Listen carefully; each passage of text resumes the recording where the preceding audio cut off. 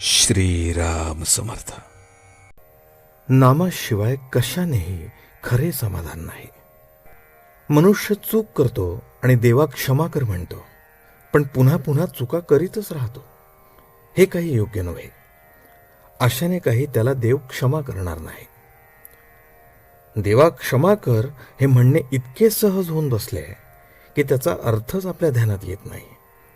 तो जर ध्यानात येत असता तर मनुष्य त्या चुका पुन्हा पुन्हा न करता. अशा रीतीने आपण आपल्या बुद्धीच्या बळावर परमेश्वराला फसवू शकणार नाही.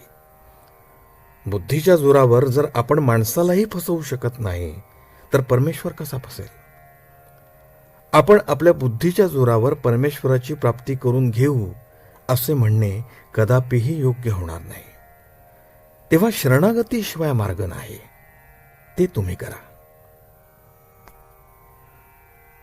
समाधान काही परिस्थितीवर अवलंबून नाही.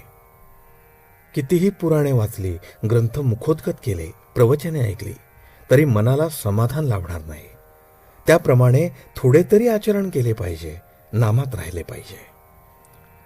नामाशिवाय इतर कोणत्याही गोष्टीने पूर्तता येऊ शकत नाही.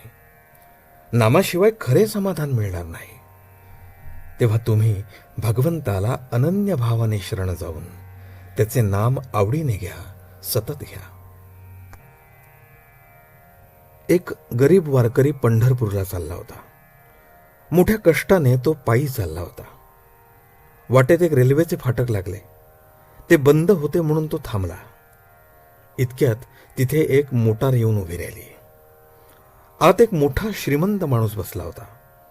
तोही पंढरपूरला चालला होता.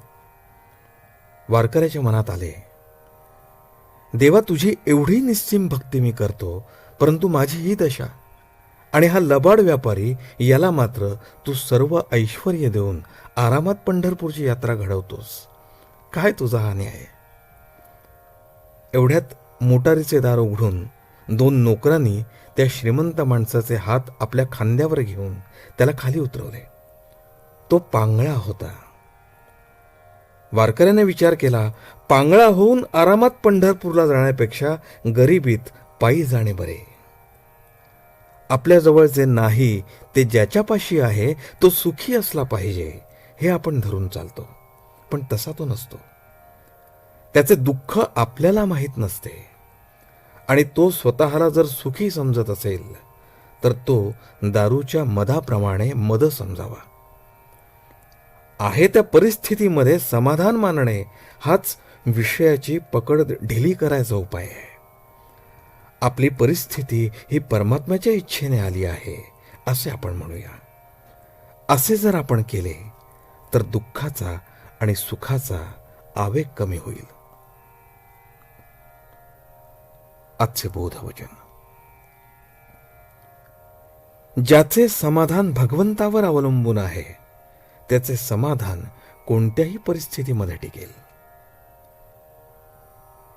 जानकी जीवन स्मरण. जय जय राम.